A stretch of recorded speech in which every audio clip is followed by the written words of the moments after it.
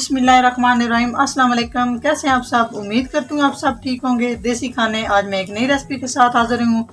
आज हम बनाएंगे chicken pasta, chicken tomato pasta. बिल्कुल बहुत ही आसान रेसिपी है। बिस्मिल्लाहिर्रहमानिर्रहीम। स्पैगेटी पास्ता बॉईल करने के लिए ये मैंने पानी लिया, तकरीबन 1.5 लीटर पानी है। खुले पानी में हम स्पैगेटी को बॉईल करेंगे ताकि आपस में जुड़े नहीं और अच्छे तरीके से बॉईल हो जाए। इसको कवर करेंगे ताकि जल्दी से बॉईल आ जाए। स्पैगेटी पास्ता बनाने के लिए मेरे पास है एक पैकेट स्पैगेटी। इस तरह मैंने इसको थोड़ा छोटा कर लिया है। अगर आप लोग छोटा करना चाहते हैं तो भी ठीक है, जिस तरह आपकी मर्ज़ी हो। ये मैंने इसको थोड़ा सा इसके छोटे पीस बना लिए हैं। उसके बाद मेरे पास है चिकन बोनलेस 1 पाव। टमाटर मैंने काट के रखे हुए हैं 1 कप। टमाटो केचप है मेरे पास 1/2 कप। पानी हमारा बॉयल हो चुका है। अभी हम इसमें ऐड करेंगे 1 टीस्पून नमक। स्पैगेटी बॉयल करने से पहले ये बहुत ज़रूरी होता है।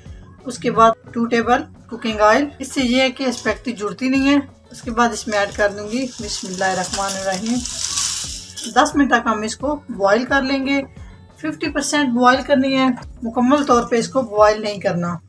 इस तरह हम इसको मिक्स कर लेंगे। बीच बीच में हम इसमें इस तरह से हिलाते रहेंगे चम्मच, ताकि ये आपस में जुड़े नहीं। ये देखिए तकरीबन बॉईल होने वाली 1 से 2 मिनट हम इसको और बॉईल कर लेते हैं। स्पैगेटी पास्ता हमारा बॉईल हो चुका है बहुत ही अच्छे से। आप ये देखें बिल्कुल भी नहीं टूट रहा। कुकिंग ऑयल डालने का ये इसका फायदा है कि ये आपस में जुड़ती नहीं है, एक एक दाना अलग रहता है।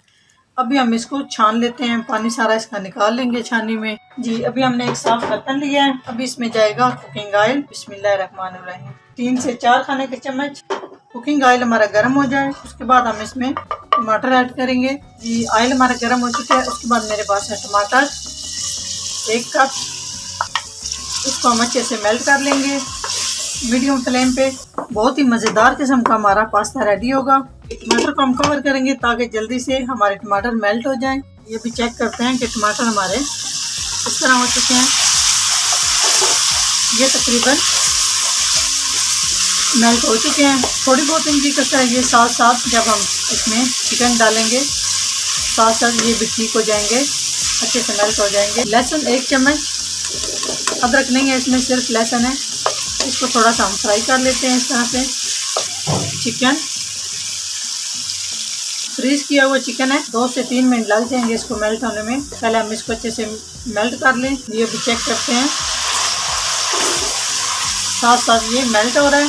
साथ साथ हम इसमें बाकी जो अज्जा डालने हैं वो भी साथ साथ हम इसमें 1/2 टीस्पून नमक मैंने डाला है। स्पैगेटी में भी पहले बॉईल करते हुए मैंने डाल दिया था, ज़्यादा ना हो जाए बाद में। हम चेक कर लेंगे इसको। कोई लंबा चौड़ा इसका झंझट नहीं है, ना कोई बहुत ज़्यादा इसमें मसाले डलते हैं। बहुत ही ईजी तरीके से ये बनती है। बच्चों को लंच में भी ये बना के दे। 1/2 टीस्पून कुटी हुई मिर्च डालनी है या अपने टेस्ट के हिसाब से। इसमें सब्ज़ मिर्च नहीं जाएगी, बस इसमें कुटी हुई लाल मिर्च जाएगी। अभी हम इसको अच्छे से बुनाई कर लेंगे इसकी। उसके बाद थोड़ा सा इसमें पानी डालूंगी। ये जो पानी मैंने अभी बॉईल किया है, स्पैगेटी बॉईल किया है, उस वाला पानी है, दूसरा पानी नहीं डालना। ये अभी हम इसको मीडियम फ्लेम पे अच्छे से इसकी बुनाई कर लेंगे, जो चिकन की स्मेल होती है वो ख़त्म हो जाए। और इसको यहाँ पे हम कवर करेंगे 5 से 7 मिनट के लिए।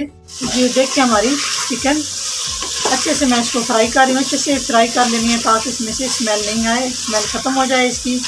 और बहुत ही अच्छे तरीके से ये आप लोग देख रहे हैं कि ये मेल्ट हो चुकी है। अभी इसको मैंने 5 से 10 मिनट तक अच्छे से भून लिया है। अब इसमें ऐड करूँगी थोड़ा सा पानी ताकि हमारी चिकन अच्छे से गल जाए। पानी डालने के बाद हम इसको अच्छे से मिक्स कर लेंगे। मिक्स करने के बाद हम इसको 10 मिनट के लिए कवर करेंगे, चिकन हमारा अच्छे से गल जाए। अभी चेक करते हैं।